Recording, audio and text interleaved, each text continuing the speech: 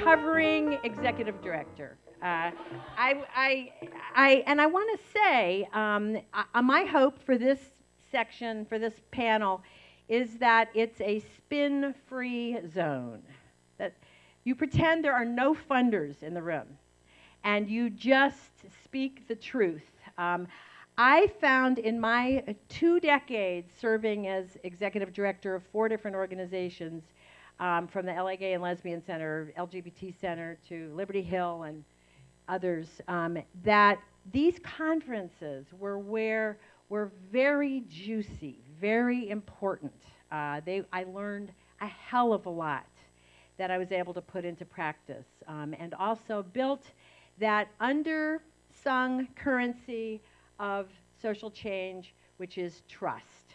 Beginning to build relationships, beginning to build trust. So I'm hoping we have a real session. So I want to bring up our panel without further ado. We have 5 amazing leaders today. Their bios are in your packet. We're not going to do the read the bios thing that puts you to sleep before the whole thing even begins. They are each leaders in different ways. Come on down, guys. So Rafael Gonzalez, community organizer turned deputy mayor for Antonio Villaraigosa, turned director at Best Start Communities for First 5 LA. Kathy Ketchum, who is Chief Administrative Officer at the Los Angeles LGBT Center, and I will tell you, Kathy is it's the AIDS ride week. Anybody have a friend who's doing the AIDS ride? Yeah, see, we're all a degree of separation removed from somebody who's got a very sore butt right now. It's like day 4 or day 3 or whatever it is. But Kathy is the one that holds the organization together. She's the CAO, but the CEO is on the ride. So she's here, stepping out from behind into her, outside her comfort zone. So let's be very supportive of Kathy.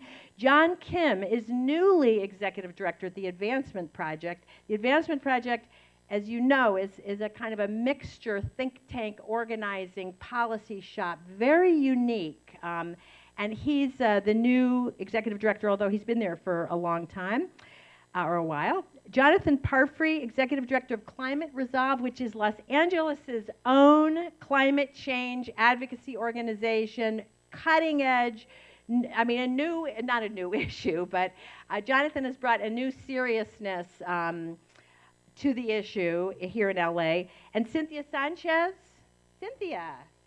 Cynthia is the executive director of Proyecto Pastoral, which is really an anchor in Boyle Heights. I mean, an organization that's been around how long has it been around? 30 years. It was a good year 30 years ago. Lots of nonprofits came out of the social movements of the 60s and 70s, and Proyecto Pastoral, homelessness, early childhood education, lots of issues, but an anchor in a community that's important in Los Angeles. So what we're going to do is each person has 5 minutes, and that we're going to be timed, and we're going to be gentle but firm, to take one big, hairy, audacious goal. One challenge they took risks tackling as a leader in their organization, just one, and kind of deconstruct it.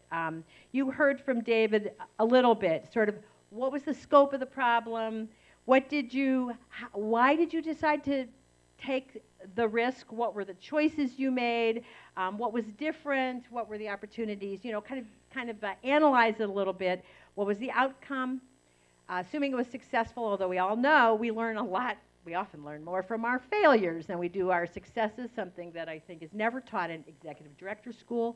But so what was the outcome? How do you define success? Why was it successful? And then as a leader, what did you learn about yourself? And based on that experience, were there kind of lessons that you've applied or that you would apply going forward? So each of these folks might, they represent different communities, tackle problems in different ways, and have different styles and kind of constituencies they serve. So they may have wildly divergent issues and problems, which we kind of hope. So I think we will start. We'll just go down the list as it was. Rafa, are you good starting? I'm All good. all right.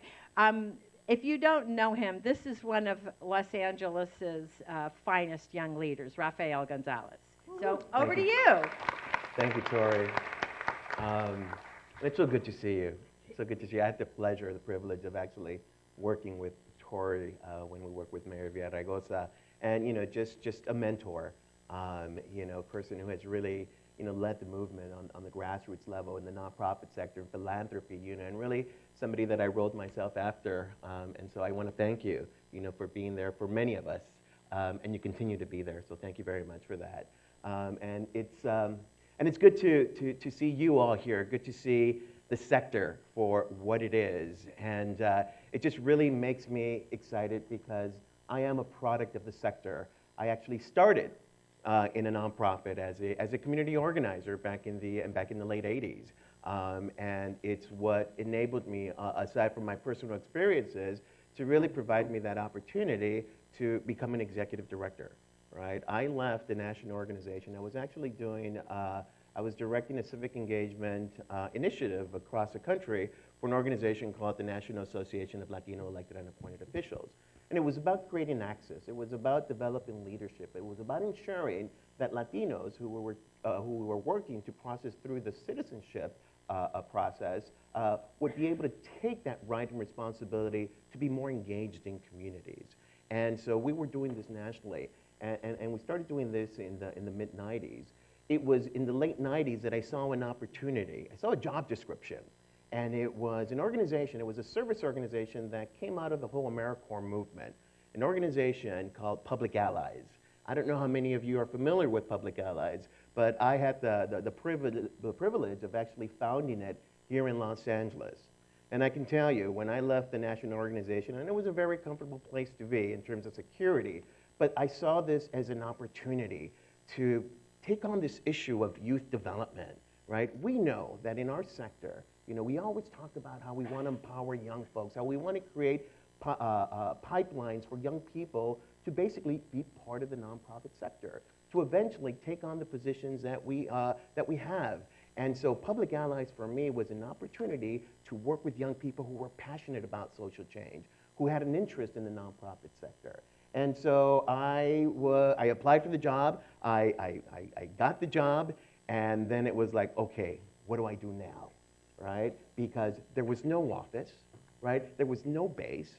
Not that many people knew what Public Allies was, other than it was a service organization that came out of the Clinton administration.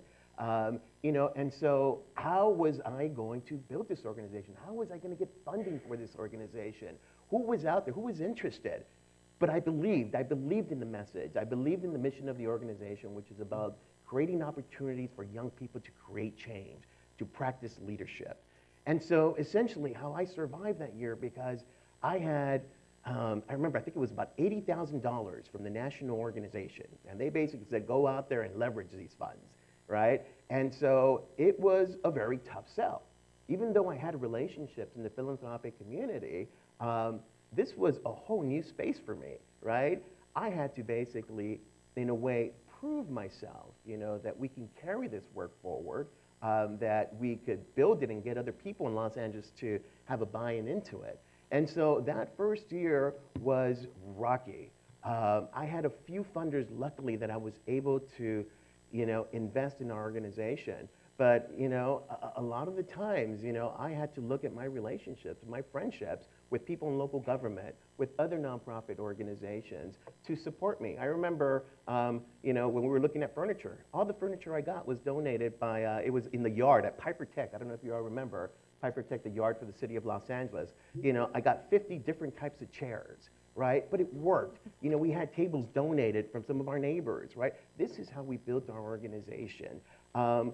I used my personal savings, and that's a big no-no, right? And I can tell you, some of the stresses that it created at home, were big, And so while I was running on this passion, while I knew that this would hit, it was at the expense of my health, right? Because I don't know if many of you have had situations where you feel like your chest is caving in, and you start getting these anxiety attacks, when it's creating stresses on your personal relationship, right, with your partner. And then, of course, having to tell your staff, please trust me, I will get you a paycheck next month.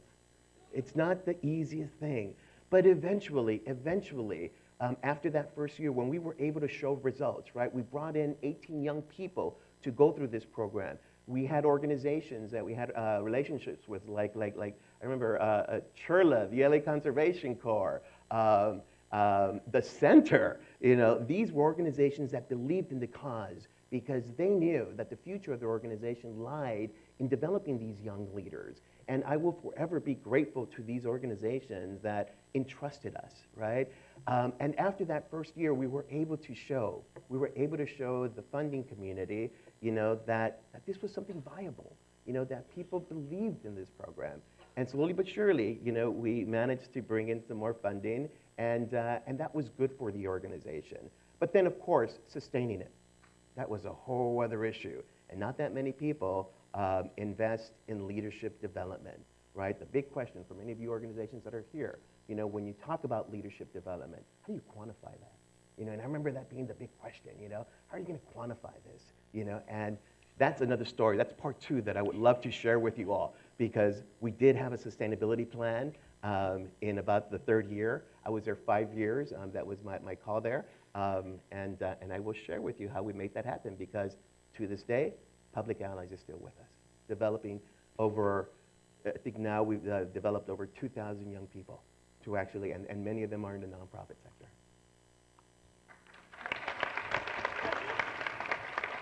One thing before we move on to Kathy. So what was your major lesson as a leader that you took forward from that experience? My big lesson as a leader was, the first piece was, that I trusted this vision, that I didn't back away from it. As hard as it was, I knew that I had to keep moving forward, and that I had to find, those people who were in the same position that I was, because I wasn't alone. There are a lot of folks that have gone through this, so finding that community, right, was so helpful for me. And what I learned is that there are other folks out there, that will support you. Maybe it's not financially, and to be honest with you, that was, at the end of the day, that's the least of my concerns. It was a relationship, and the belief that I wasn't off the rocker, that this was valuable work. Trust the vision. Kathy, what's your big hairy goal, and how did you attack it? Well, I've been lucky enough that for the last 40 years I've managed people in organizations. The last 21 years has been with the Los Angeles LGBT Center. I'm going to tell you a little bit about the Los Angeles LGBT Center because it has a lot to do with my issue that I'm going to talk about. The Los Angeles LGBT Center currently has an $83 million annual budget. We have over 500 staff. We have 2 labor unions. We have over 3,000 volunteers. And besides just being a large organization, we're a very complex organization. We have a medical clinic that provides HIV care, primary care, transgender care, and a pharmacy that provides over 15,000 prescriptions every single month. We have youth services programming that provides shelter and education and employment services.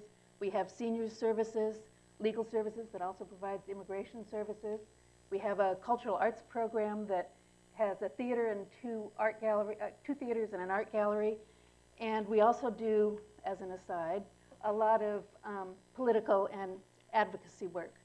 So even though Regina asked us to talk about a situation where we had to take a risk to drive change, I'm going to kind of change that a little bit. I'm going to go in a little bit different approach. As the largest LGBT center in the world, senior executives, particularly the CEO, many of you in the room, are often asked to take on a leadership role or initiative outside the center. Like for us, it was Marriage Equality Campaign. Our CEO was really gone out of pocket for quite some time. Or they might be asked to steer a very large internal project that takes them externally for a long period of time. Like our current $30 million capital campaign, that we're raising funds to build 140 affordable housing units for seniors and youth, and buildings and facilities to expand our youth and seniors programming. So when this happens, it really takes a lot of internal management and structure so that an organization is prepared to have that CEO leave. And what it takes to manage internally on these, when the CEO decides or a senior manager decides to take on these big public initiatives.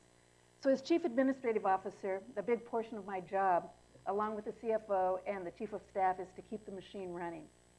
And as you can imagine, taking on these huge initiatives is necessary to drive change, and there are inherent financial and organizational risks in all of them. But oftentimes you as CEOs and executive directors, before you even make the decision to take on one of these challenges, you have to face an even bigger risk. You've got to step out of the daily running of the organization and be able to trust the people that you have working for you.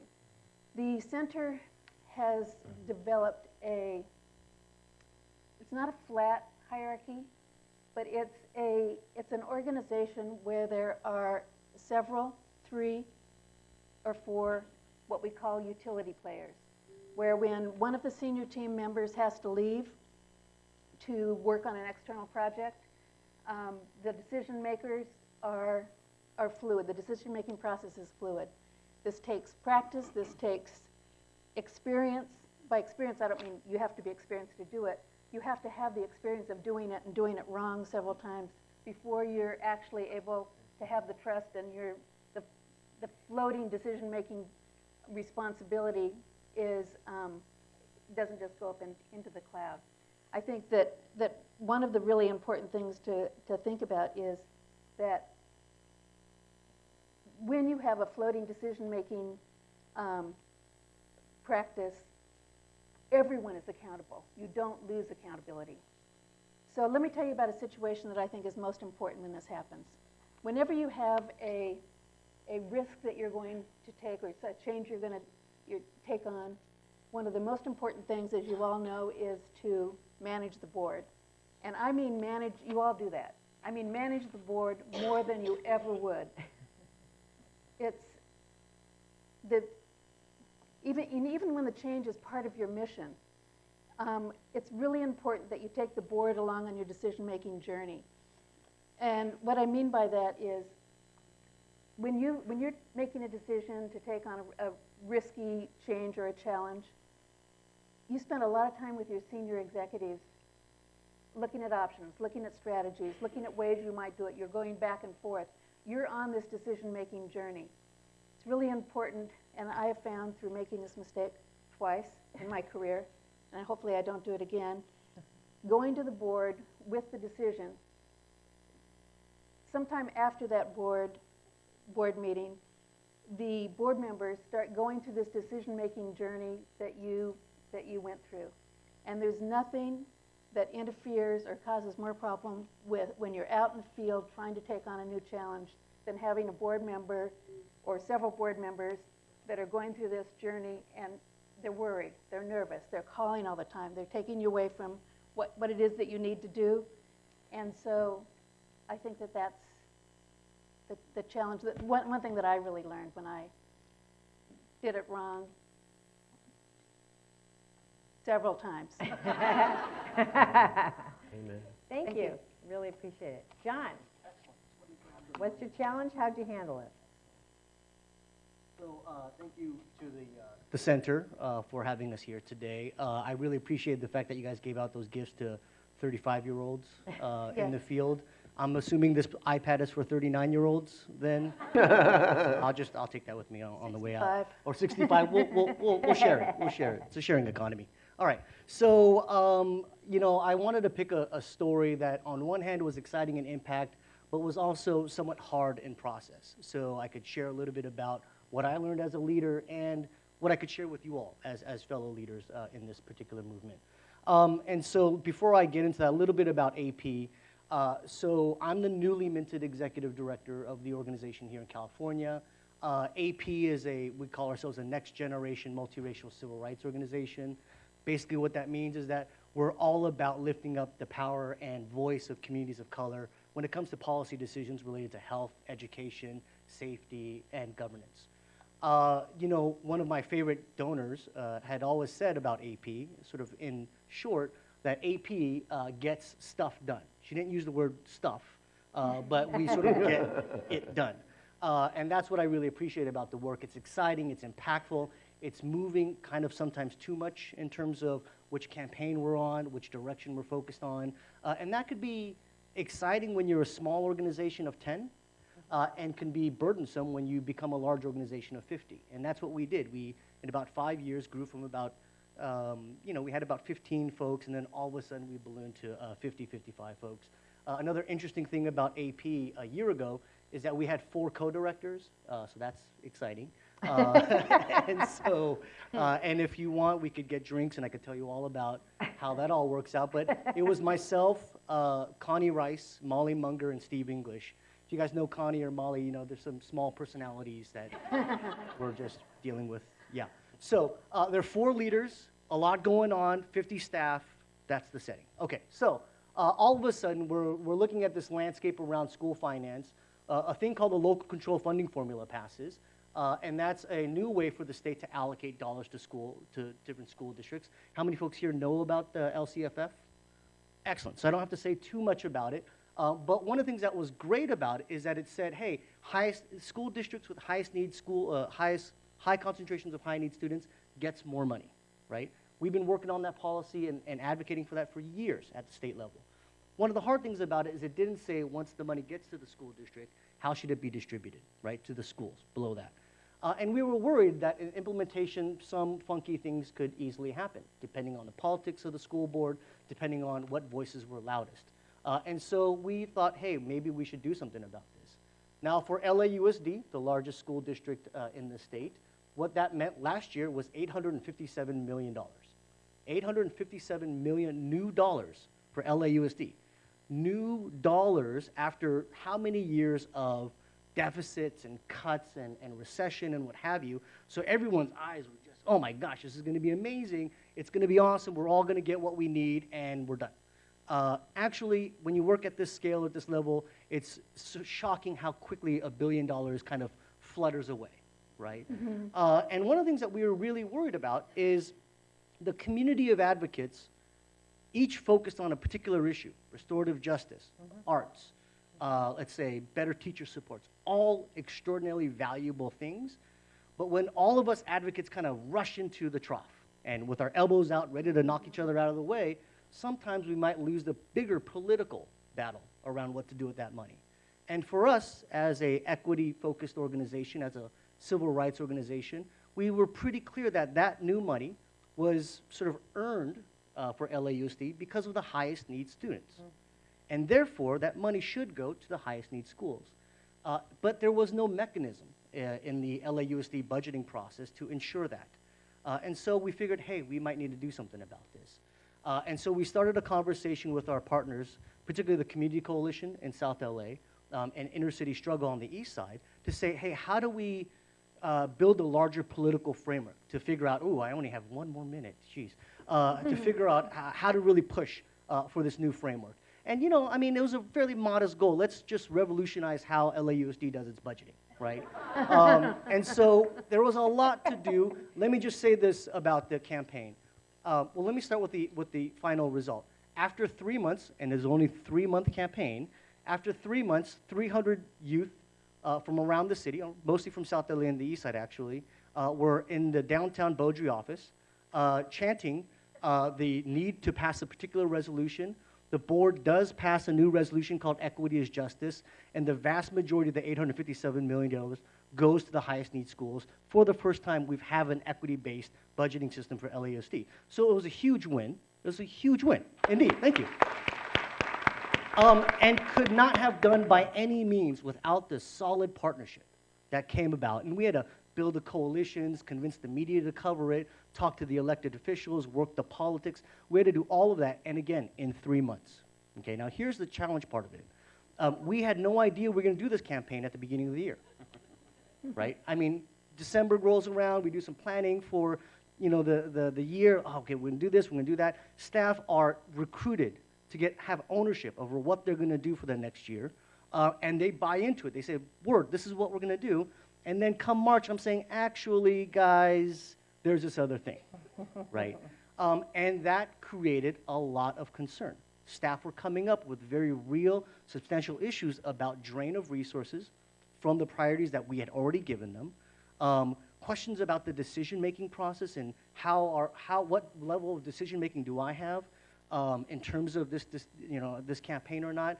And also, how does this fully align, and does it align more with our mission than what another staff person is doing? All of these issues kind of come up. Now, you have to lay this in the fact that we had 4 leaders. Our decision-making was not 100% clear. I'm sure all of your decision-making is absolutely crystal clear in your organizations. So we had these challenges, and it created quite a stir within the organization. I don't mind telling you that it was one of the hardest times on the inside of the organization, even though we were doing so much on the outside of the organization. And that's hard. That's hard. And so one of the biggest challenges in terms of that, well, let me skip to the lessons then. The lessons that I'll say is this. One is building intentional clarity. Intentional clarity from the get-go. Not in the middle of a campaign, not right before a campaign, maybe in the summer when things are a little bit more chill, to sit down with your staff across the organization to say, hey, how do we make decisions? How do we move resources? How do I need to communicate with you on a regular basis so that there's transparency and engagement and ownership as we move along? The second lesson that I learned is, let me quote one of my favorite musicians, Jerry Garcia from the Grateful Dead. I know I don't look like a deadhead, but so he says to play full value. Play full value. And what that means, as a musician, sometimes you're focused on that next verse or that next chorus, and you rush through the music that you're playing currently. And as a leader, I was focused intensely on that campaign. And I didn't put the time and the space and the presence in the moment that I was in right then and there with my staff to say, hey, let's take the time to really hear your concern. Let me be present with the issues that you have. And how do I, as a leader, support you with your priorities while also moving us into this particular campaign? And so those are some of the lessons that I learned from last year. Great. Awesome. Jonathan. Hi, y'all. I'm Jonathan Parfrey. I just wanted to start, since I have a microphone in my hand and there's a bunch of wonderful people in the room, to say that in the nonprofit sector, you guys are putting in really long hours. You're serving sometimes very difficult communities. You don't get paid well. You end up giving awards to people who marginally deserve them. And you don't get credit. So can we just take a moment and just say thank you for your service, and you're making LA a better place. Thank you. And I might speak from a little bit of experience. I've been in the nonprofit sector for 35 years. I counted the years while I was up here, and it scared me. I was the director of an organization called Physicians for Social Responsibility for 13 years. And then I transferred over to become the first director of the Green LA Coalition of over 100 environmental organizations in LA, and working very closely with the Villaraigosa administration to make some really big wins in the environmental arena over his tenure, and we did really exciting wins. And at one point, the mayor foolishly appointed me to be a commissioner at the LA Department of Water and Power, the most beloved organization in the city. But I got to be the environmentalist on that board and wear a white hat, and we got a lot done. It was really exciting. For example, we went from 3% renewables to 20%, and the list goes on. We had a general manager, and here's the challenge. And this person still holds a very senior position, not at the city, but in another large institution in Los Angeles. And he said to me, you know, we're first going to take care of the essential things, and if there's any money left for dessert, that's the environmental stuff. Rather than a vision of how you integrate environmental outcomes into the ongoing work of the utility. And so I realized that we had to dig deeper. And there was an opportunity with the Durfee Foundation to have a 2-year working fellowship that I received to study an intractable problem. And the intractable problem that was at my heart was, how do I make global climate change relevant for the people of LA? And so it started a journey. And I had to become a student again after being a director for many years and just asking just straight questions. And I got some really great answers. And where I ended up is the things that I heard from, I love Al Gore, I love Bill McKibben, they speak to me, I'm in that demographic group that really responds, but that's only 15% of the public, American public. And I realized that there had to be a new way to talk. So rather than taking the script that was handed to me by these national leaders, we had to come up with an entirely new way of talking about this most global of issues. You gotta make it local. You gotta put people in the picture. And so what we have now, working with UCLA atmospheric scientists, we have released studies that talk about how by mid-century, Los Angeles will increase in temperature somewhere between 3.5 to 5 degrees. That these scientists in California, the best in the world, are predicting that our snowpack will be mostly gone by the end of the century. It's actually mostly gone this year due to drought. We've been talking about sea level rise and other important issues as well. But I'm here to talk about what else I learned, is that you can't just scare people. You gotta talk solutions. And guess what? This is crazy. There are solutions that we can actually do having to do with global climate change. So here in Los Angeles, our organization said, you know what? There are a lot of people that don't have air conditioners inside their homes. Even those that do have air conditioners, it gets really hot inside those homes. We're going to pass a new building code ordinance. And that building code ordinance is going to mandate that all new and refurbished rooftops have to use what they call cool roofs, high albedo material. It looks exactly like the same material, except it sheds solar radiation, keeps the houses warm. And guess what? Cooler. It's passed. It is now part, Mr. Garcetti signed this into law, it is now part of the city of LA, America's second largest city, and this can reduce the temperature inside a home anywhere from 3 to 22 degrees inside a home. Simple solutions. We're now working with the great organization Move LA, and we're an advocacy group, so I can say this, that we're looking at another climate measure to reduce our contribution to greenhouse gas emissions. California, the biggest sector of where we contribute to the problem is in transportation. What we're working for is a new sales tax measure that can radically expand public transportation and active transportation in Los Angeles County, giving people real options to not having to drive their cars. So that's been the challenge. Those are the solutions that we're working on. There are many more, and this is really, candidly, the best work of my life. I feel like I'm 56 years old. I'm in a zone. I'm so happy to do this work. Thank you. Cynthia. Hello, I'm Cynthia Sanchez, Executive Director of Proyecto Pastoral at Dolores Mission. And we're a grassroots organization whose mission is to develop projects in education, leadership, and service in Boyle Heights. And I want to talk a little bit about, to give you a sense, a context of our community in Boyle Heights, which is a vibrant and tight-knit community on the east side of Los Angeles. It's often defined by its gang violence, its dilapidated infrastructure, and struggling schools.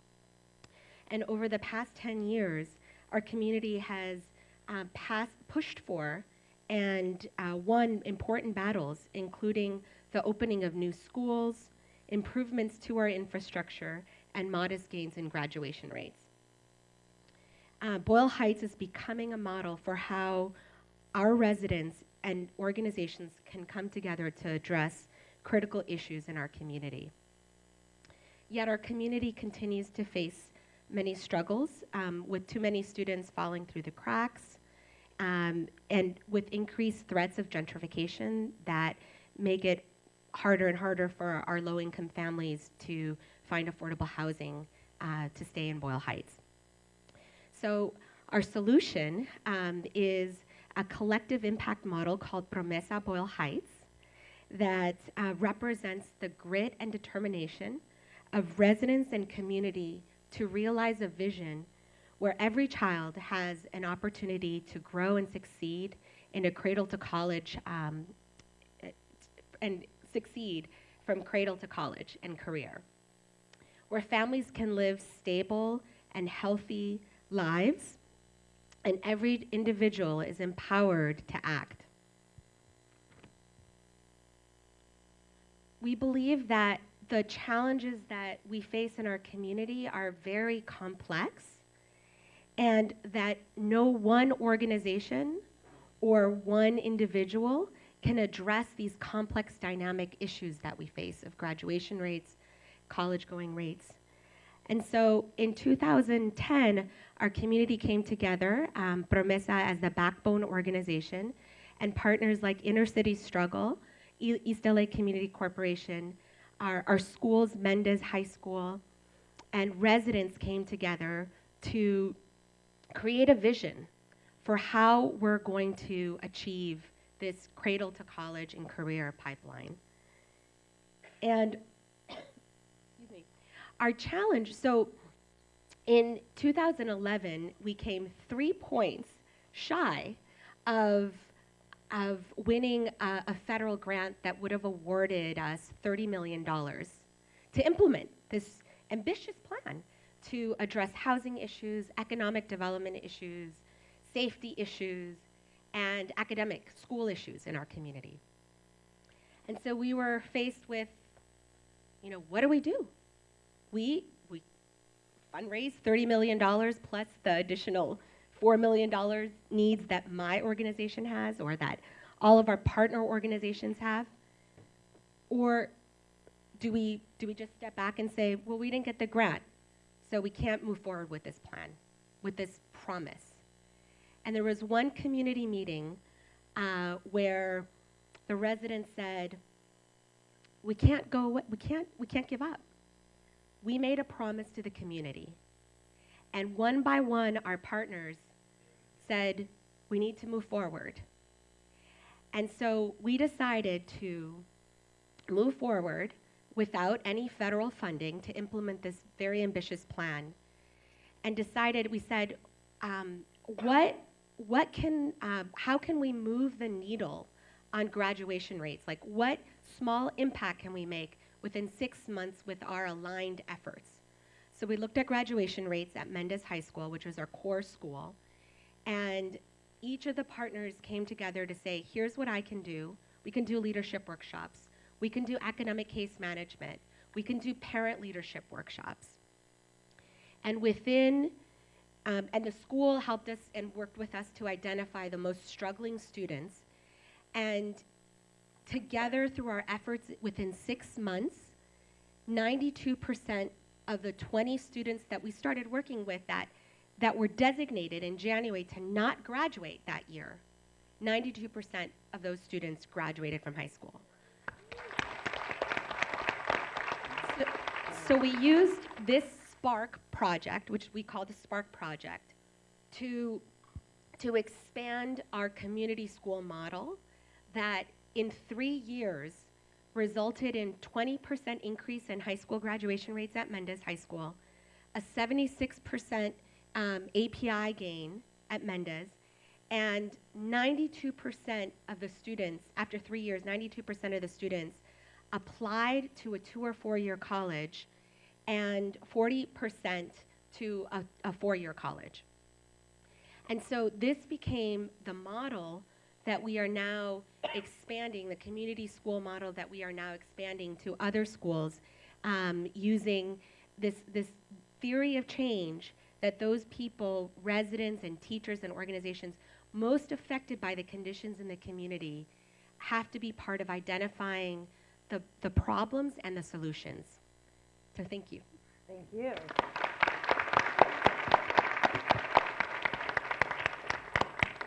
Okay, so we have a little time for questions, dialogue. What popped into your head as a follow-up question for any or all of these folks? There's a broad range I mean, you've heard a lot about vision, collaboration, taking risks. An executive director who told a story of her organization as her own story, which is so beautiful and so, I think, familiar to many of us executive directors or recovering executive directors. Okay, so a question, yes, right there. What's your question?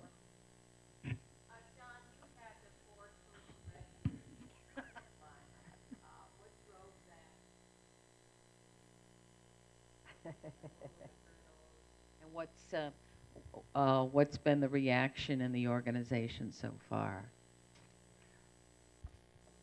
As I mentioned, I'd be willing to tell the full story if you bought me some drinks.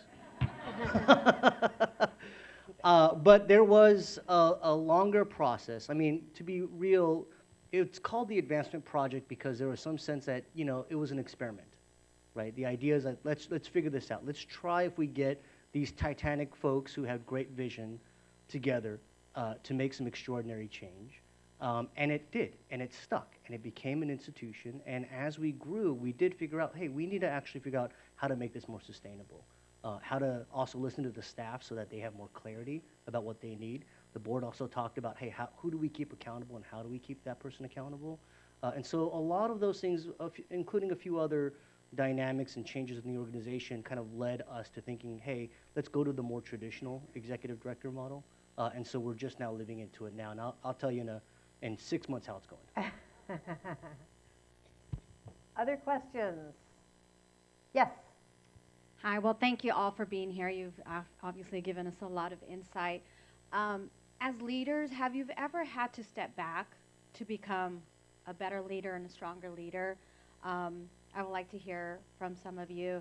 I'm in that situation right now. We're feeling like, am I failing my current organization, or am I making the right move for myself on a professional level to grow as a stronger leader and be more effective in the long run?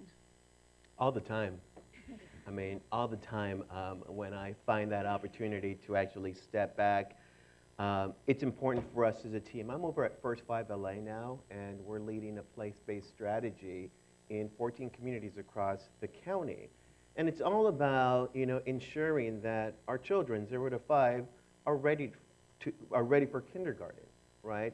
And the way that we look at it is that in order to make that happen, we have to change policies. We have to be advocates, not just as an organization and with our partners, but also with communities, with parents and caregivers, right? And so there's a lot of sharing of power that happens in the team that I'm working on, and also in terms of the relationship that we have with the community. And that's something that we're right now, you know, trying to define.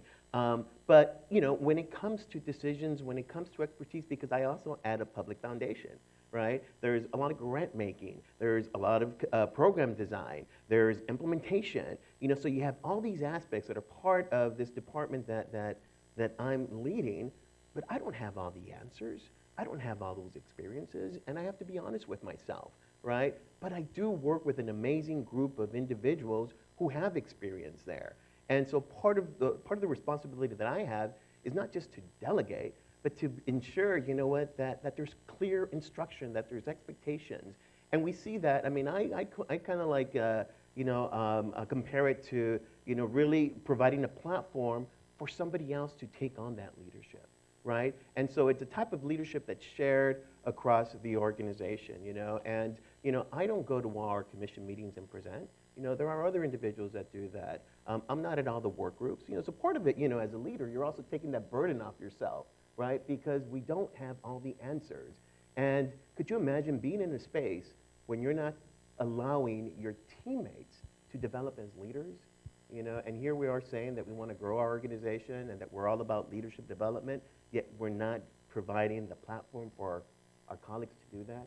Almost like a contradiction. So I do it all the time. Jonathan? Yeah, I've been really lucky to have been graced with two opportunities with the Durfee Foundation.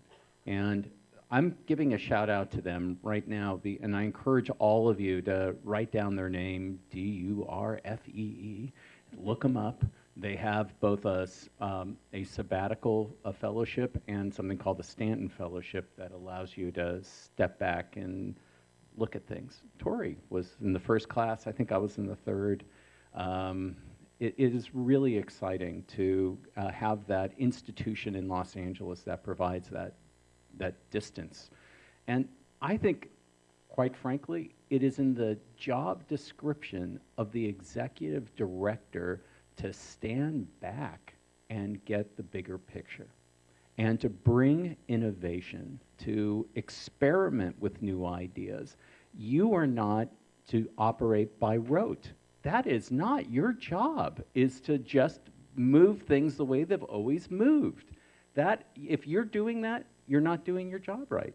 You are there to be an innovator and to find new ways of responding to the world as it is changing around us and to find ways to innovate in a new way. So that does take some downtime. It does take some time to do some deep reading, to find a community to engage in deeper conversation. If I can just speak to that very briefly, I think there's a different time for different roles. So there is a time to step back, and there is a time to step forward.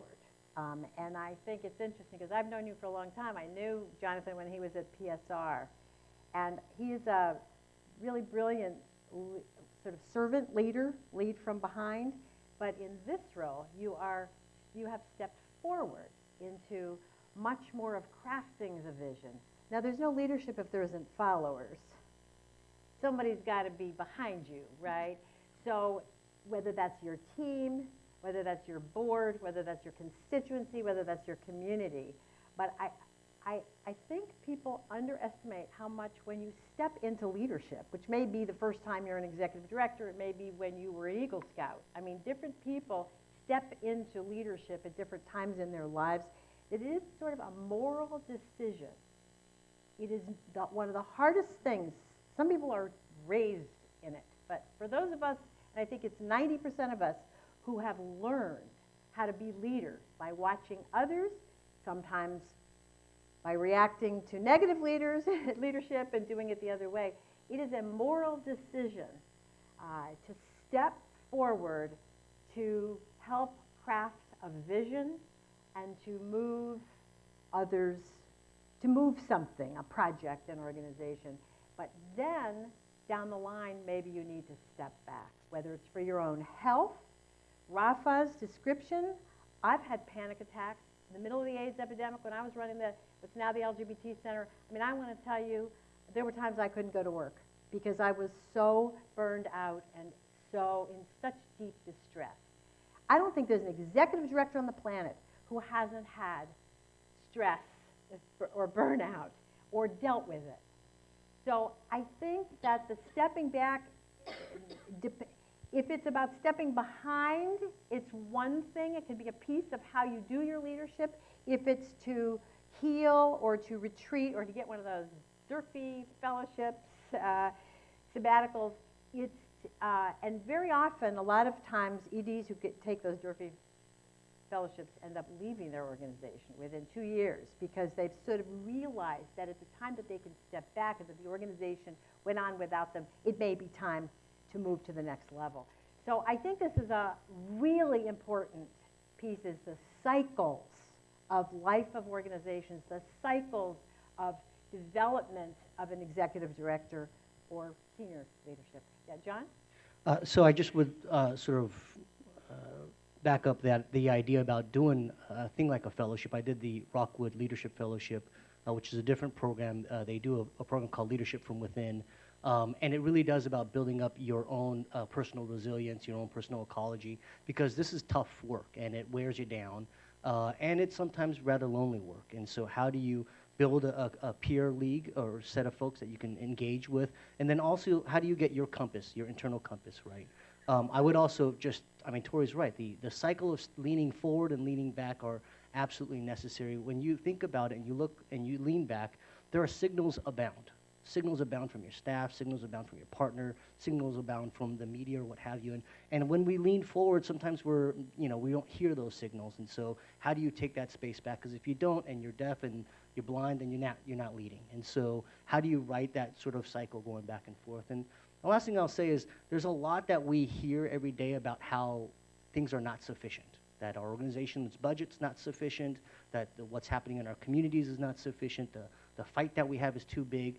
You got to remember sometimes, though, that you and your team are enough, that this is actually, you guys are there for a reason. You guys are leading for a reason, and to own that and to really live into that could really be a great space for internal motivation and moving forward. So we have do we have 5 minutes? Okay, one more question? Yes. Thanks so much. I have a quick question for you. How do you take on some of these issues that can seem overwhelming, kind of insurmountable, whether it's, you know, early childhood education, climate change, AIDS crisis?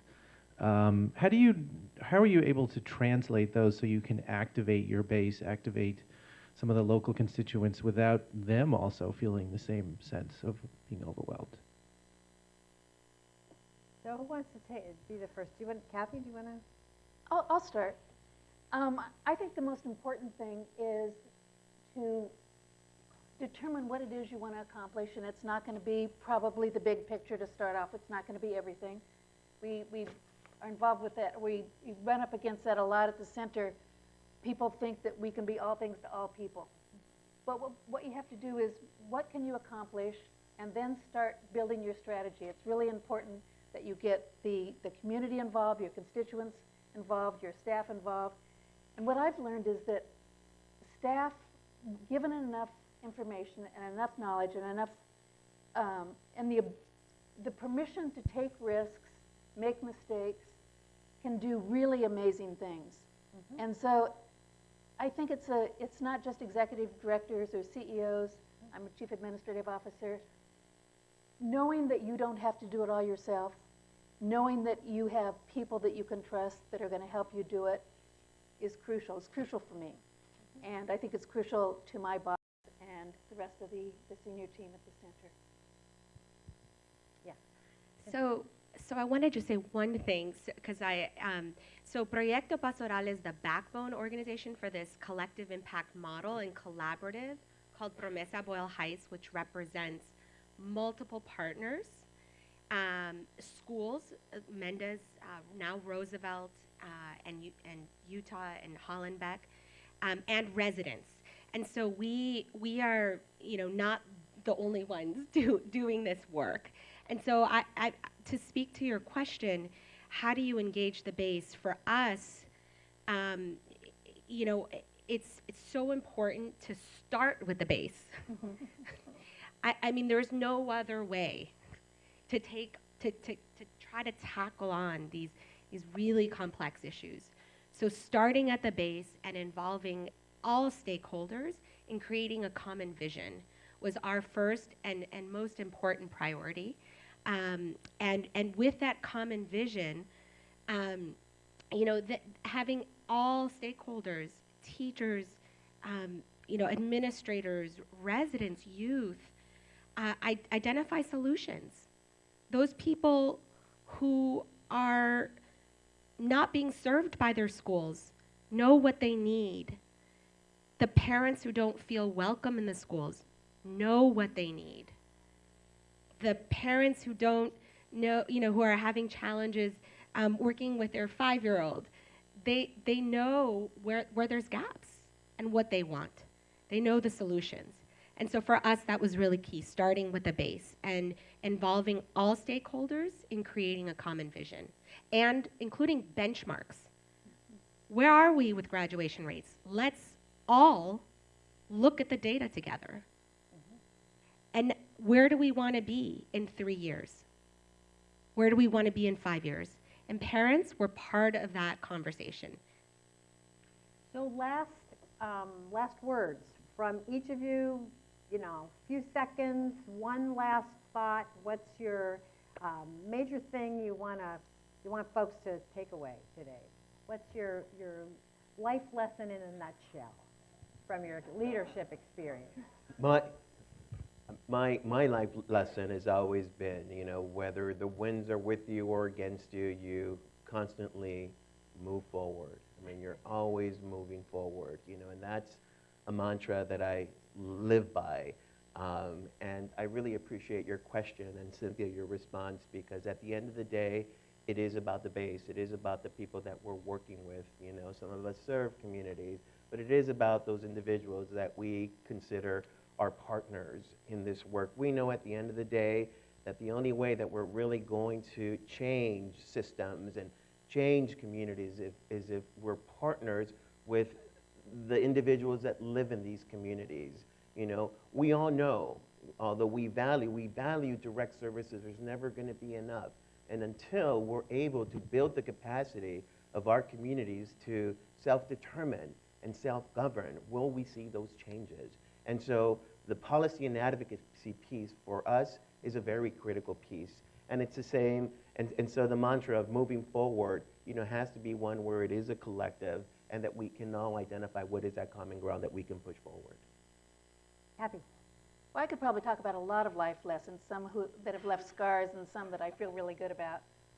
So I'm going to talk about something a little bit more personal for each of you, and that is how important it is for you and your organizations to develop a small network, whether it's someone in your organization or a couple people in your organization or outside, where you can just vent and be you and let loose without any fear or risk of, you know, what are they going to think of me or what's going to happen.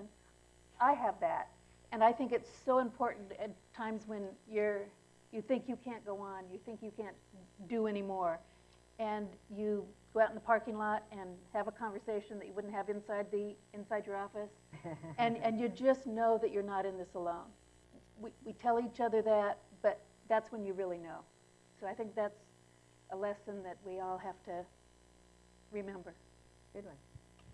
So a couple lessons from my time as a musician. So going back to Jerry Garcia, playful value. I mean, be present with where you're at that given time. That meeting that you have with your staff, don't worry about that board meeting you have next. Play that full meeting. The second thing is that, as Rafael said, the music goes on. Make sure you play your part, but get ready for you just flow along with the music, because in the end, you're going to get to the end of that piece. And so you got to keep playing this through. And the last thing I've learned, because I'm about to turn 40, is get a good night's rest. It's huge. It's huge. It is huge. Jonathan. No matter what your organization is doing right now, I would like to make an appeal that you have civic engagement as one of your co-priorities. The turnout in LA County on elections is embarrassingly bad. And if we don't have people voting, we'll get the government we deserve, which is a terrible concept when you think about next November. So my appeal to you is you're within the rights to encourage civic engagement, and I hope that you make that a priority in your organization. Thank you. So my first is that relationship building and trust building with your staff, with partners, with residents is critical to creating any change. And the second is that no problem is too big to tackle when you take it step by step and you do it in partnership with others. I think we're living in a time of immense experimentation and kind of contradictions. We live in a pay-for-success world where the business model and metrics and objectives, and I say this as a proud MBA, the pressures in a Darwinian fundraising environment are huge. To measure, to do outcomes, to bring more of sort of the business model into your organization. With all due respect for that, the problems of climate change, of poverty, of violence, of kind of the militarization of too much in the world are growing, not shrinking. At the same time, there is this vibrancy from the ground up. Your organizations have extraordinary talent at all levels. I think the old world's sort of falling apart, and the new one's being born, and this sector is right in the middle of creating it. And so with enormous respect and love for what you do, Thank you for being here, and let's thank our panelists.